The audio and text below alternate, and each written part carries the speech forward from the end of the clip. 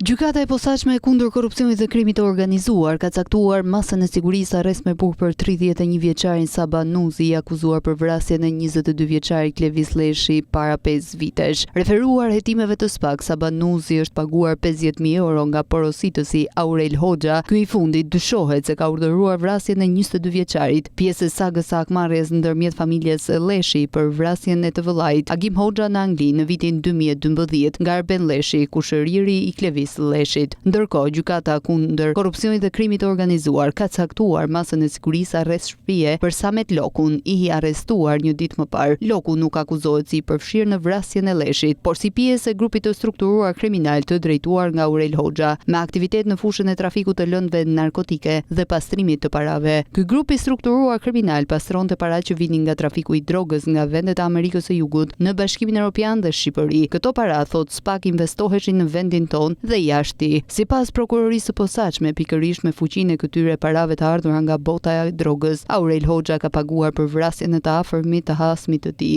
SPAK thotë se ky grup i strukturuar kriminal i pastrimit të parave të drogës ka në përbërje edhe persona të tjerë, për të cilët po punohet që të identifikohen. Aurel Hoxha rezulton të jetë pronari lokalit të Monopol dhe agjencisë turistike Elite Event, të dyja me vendodhje në zonën e Myslimshyrit, ndërsa është shpallur në kërkim gjithashtu pas Sabanuzit edhe Samet Loga, i arrestuar është edhe Sajmir Kolaveri në Itali. Ky i fundit akuzohet nga SPAK si ndihmës dhe ndërmjetës mes porositësit Aurel Hoxhës dhe vrasësit me pagesë Sabanuzi, ndërsa pritet ekstradimi i tij drejt Shqipërisë. Vrasja e Klevis Leshit u zbardh një ditë më parë nga SPAK pas zbërthimit të bisedave të shkëmbyera në programin Sky ECC. Fisi Leshi dhe Hoxha janë përfshirë në një sak hakmarrjesh të nisura që nga viti 2012, ku Arben Leshi vrau Agim Hoxhën, vëllain e Aurel Hoxhës, dhe më pas ja dogji trupin në makinë. Një vit më pas, në 30 tetor 2013 u vra Xhevit Leshi, babai i Klevis Leshit. 3 vite më vonë, në 15 maj 2016, u vra vëllai i tij, Hajredin Leshi.